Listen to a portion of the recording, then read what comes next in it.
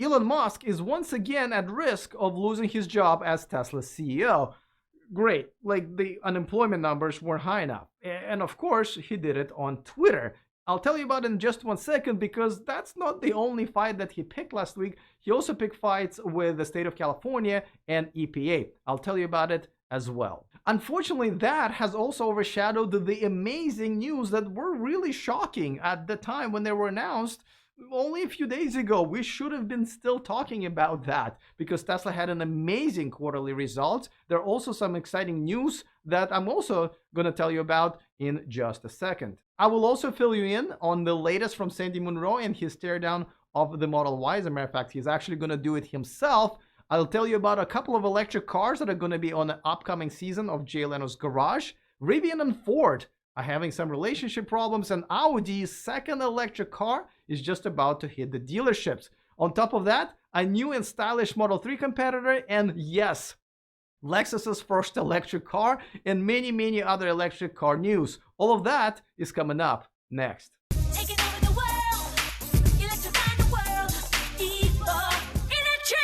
Welcome to E4Electric, your number one source of electric car news. If this is your first time here, go ahead and click on that subscribe button and the bell notification icon so you don't miss anything moving forward. All right, so let's talk about Elon's long week and why I think he really is in trouble and may lose his job as the CEO. He already lost his job as the chairman of the board, so we're just going to have to wait and see how hard SEC is going to go after him.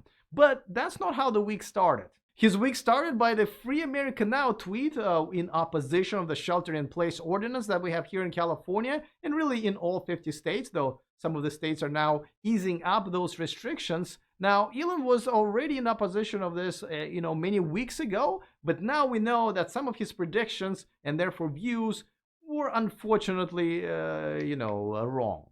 So the next day, during the earnings call, Elon went on another rant against the shelter-in-place ordinance once again, even dropping the F-bomb. The extension of the shelter-in-place, or frankly, I would call it forcibly imprisoning people in their homes against all their constitutional rights, that's my opinion, and breaking people's freedoms in ways that are horrible and wrong, and not why people came to America or built this country. What the fuck? Excuse me. All right, well, but that's not the F-bomb that got him more criticism than the first one. If somebody wants to stay in their house, that's great. They should be allowed to stay in their house and they should not be compelled to leave. But to say that they cannot leave their house and they will be arrested if they do, this is fascist. All right, but the next day things have gotten kind of weird because Elon tweeted that he is getting rid of most of his possessions and that his girlfriend Grimes was mad at him. And if there's ever time to have your girlfriend be mad at you, is usually a couple of days before she's just about to give birth to your baby. And that brings us to the tweet that at some point we might be referring to as the tweet, because out of the blue, Elon said that he believes that Tesla's stock price is too high, and almost immediately stock went down by about 10%, losing about $14 billion in value. A lot of people have tweeted back to him saying, dude, what are you doing? You're losing us a lot of money and not all of us are billionaires. We might actually have to sell our possessions to make up for it, and we don't want to. All right, so here's why this is probably going to be a big problem for Elon. If you remember back in September of 2018, the Securities and Exchange Commission went after him after now famous 420 tweet. As a matter of fact, when he tweeted that out, NASDAQ had to put a trading hold on Tesla stock. Now, Elon ended up keeping his job as the CEO, but losing his job as the chairman of the board.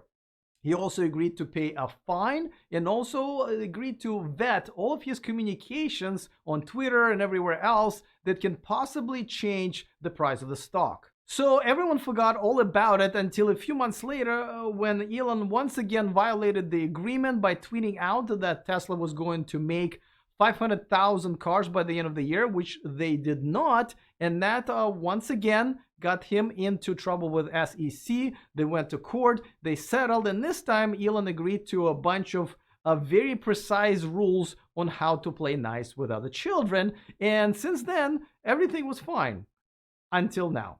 So now that Elon, the CEO of a publicly traded company, tweeted that he believed that the price of the company is too high and lost a lot of money to a lot of shareholders, including himself, this is something that I don't think SEC will take lightly, and there is no way in hell he ran it by his attorneys, right? Because if those attorneys would have seen the tweet, they would have probably tied him up, took his phone away, and erased his Twitter account, right? But that's not what happened. He did send out that tweet, and that's where we stand right now. We'll see what happens in the next couple of weeks. Now, let's talk about the good Tesla news that should have been the headline of this video. Before that, a quick reminder that this video and this channel is sponsored by Avanex, the Tesla community's accessory store. Use E4Electric as a discount code for all of your purchases over $100. So if Elon did not have his Twitter account, this is what we would have been talking about all along. I've made a detailed video about the Q1 results and the earnings call. You can find it in the library of this channel, but I will give you some highlights. First and foremost, the third consecutive profitable quarter. That's absolutely huge. $16 million in profits. Not a big profit, but profit nonetheless.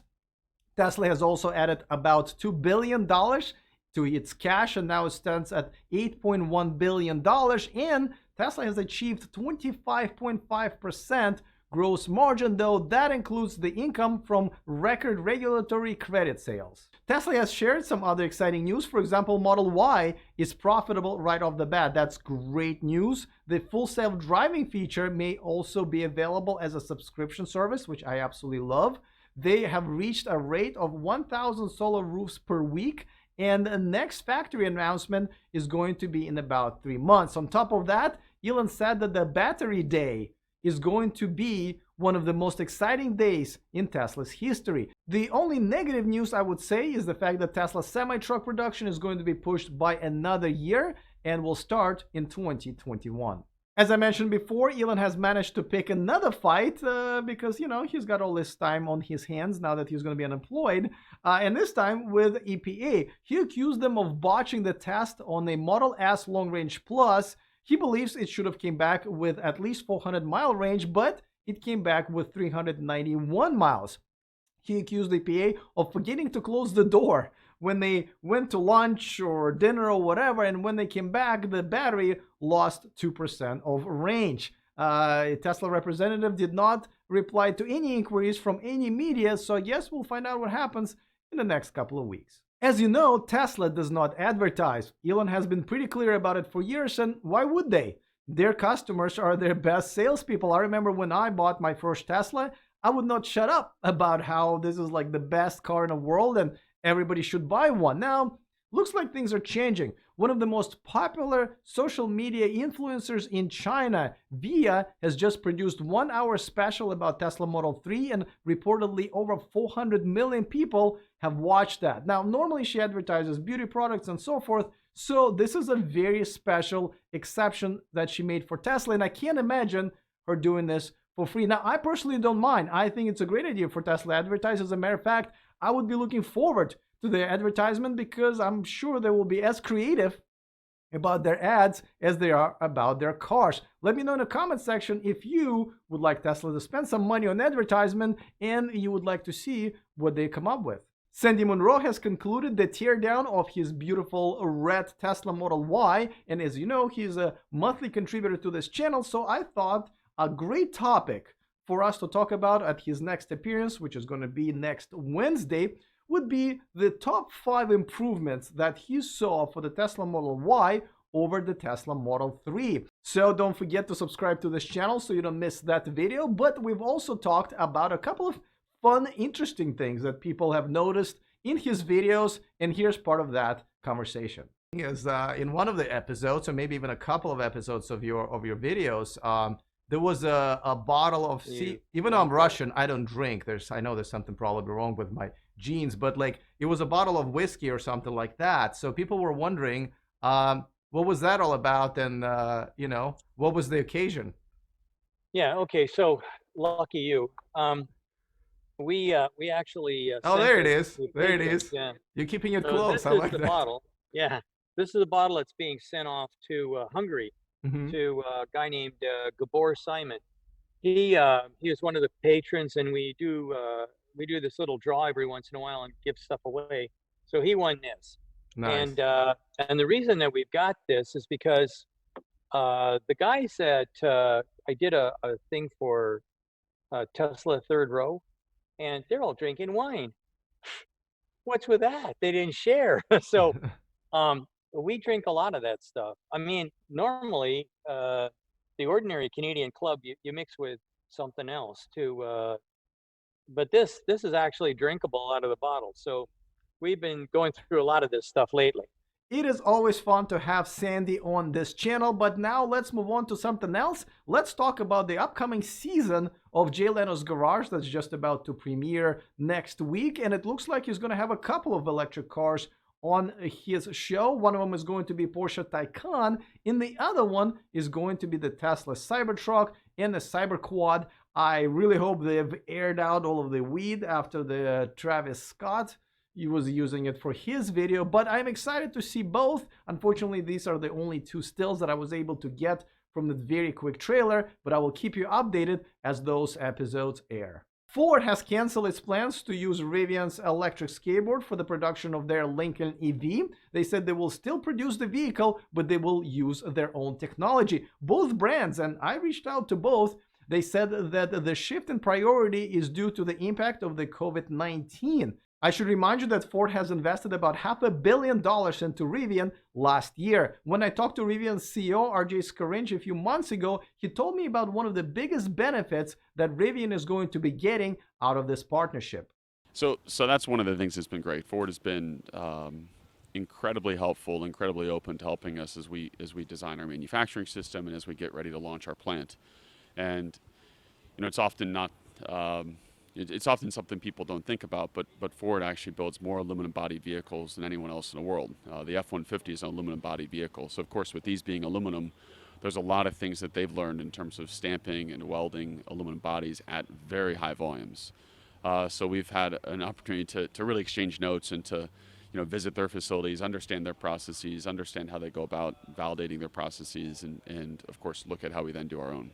The second electric car from Audi is hitting the dealerships this summer, starting at around $77,500 before the incentives. The e-tron Sportback essentially is the same car as the e-tron, the regional e-tron SUV, but the EPA range is a little bit more at 218 miles compared to the e-tron's 204. The e-tron Sportback has a slicker design, so that's the car that you get to impress the girl, but then you switch to the e-tron SUV once you marry her and have kids.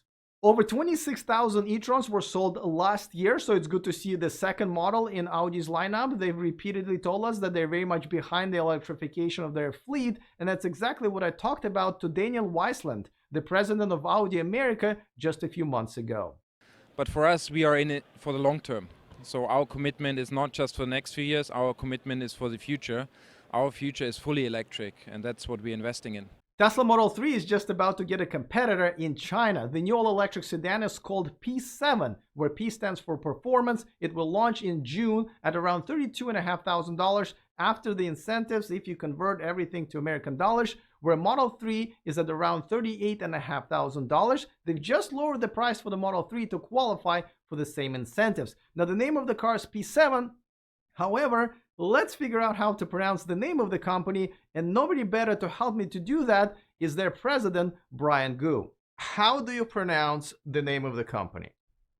Well, it's called XPeng in English. XPeng. Okay. And in Chinese, it's called Xiaopeng, but it's a little too difficult for foreigners to pronounce. So XPeng is the. We appreciate that. Okay, XPeng, got it.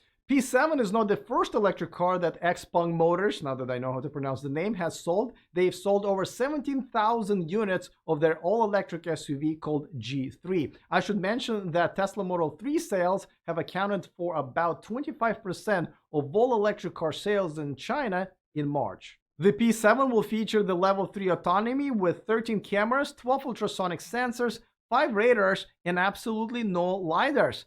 Maybe Elon was right. It will also have the over-the-air updates, an 80 kilowatt-hour battery from CATL, which just signed a contract with Tesla to produce their battery cells for the future Model 3 production, but The P7 will actually have the longest range than the long-range Model 3, which is also coming to China in June, which will make P7 the longest range EV available in China today. It will also go 0 to 60 in about 4.2 seconds. As I mentioned before, P7 is unfortunately for China only for now, but it looks like XPeng Motors has plans to export their all-electric SUV, the G3, to Norway, the best country to sell electric vehicles in the world, but I'm hoping that's also going to be a gateway to sales all over Europe and hopefully to the United States. But you've probably noticed a theme here. All of these cool electric cars somehow are only premiering in China or Europe and both, and none of them are coming to the United States. I asked Brian Gu, the president of XPeng Motors, that very same question. What is wrong with us? Why is China and Europe are such more attractive markets to the electric car makers than North America? Well, I think there are a number of factors why Chinese market is attractive for EV. For many years, I would say probably 6-7 years already, Chinese government has been pushing really hard for the switch to a new energy vehicle. There's a lot of policies, consumer and subsidy, driving restrictions, emission standard increases, and all kinds of consumer behavior also related encouragements. I should also mention that XPeng Motors is fending off a lawsuit from Tesla, but at this point, who isn't? The next story you're probably not going to believe, so you may want to sit down, because Toyota and its luxury brand Lexus are launching their very first all-electric car called UX300E in a couple of months. Not in 5 years, like in a couple of months, in China first, then in Europe later this year, in Japan in 2021, and looks like never in the United States. You see the trend, right? It actually has some decent specs, including the 55 kilowatt hour battery range that's probably going to be around 180 EPA equivalent miles and 50 kilowatts maximum charging rate. It will sell at around $50,000 depending on the country. So there you go. Toyota is making an electric car. So I guess we're almost there. Audi or BYD, the automaker that until very recently was the #1 electric car producer and seller until Tesla showed up with the Model 3, they are also launching an all-electric 4-door sedan called BYD Han with some decent specs as well. 260 mile of equivalent EPA range on a 77 kilowatt hour battery. That's the bigger version. 0 to 60 in 3.9 seconds, and it will also be launched in June in China. That's going to be a lot of great new beautiful cars that they're going to have there in just a couple of months. I'm starting to get jealous. If you've been watching this channel for a while, you probably know I'm a big fan of this brand called NIO. They're an electric car startup in China. They've actually sold over 30,000 of electric cars to date. One of them is ES6, another one is ES8, and they also have a third one coming up that's going to be called EC6. Now, one of the reasons I really like them is because they're pretty much the only automaker that has their own network of battery swapping stations. And you know, I absolutely love that concept. The fastest way to refuel your battery right now. Even though NIO only sells cars in China, they are a publicly traded company here in the United States, so there is a little bit of hope. Now, they've been having some financial issues in the last year or so, but this week they got $1 billion in investments. Obviously, I'm very excited for them. Hopefully, it will secure their future as the electric car maker, but not only in China. I hope they do venture out and start selling their cars in Europe and the United States. Fingers crossed. Quick shout out to all of my Patreons. Thank you so much for supporting this channel, especially during this time. If you want to become a part of my Patreon community, go to patreon.com/E4Electric. I also put that link in the description of this video. Looking forward to your comments. Other than that, see you guys next time, and remember to stay charged.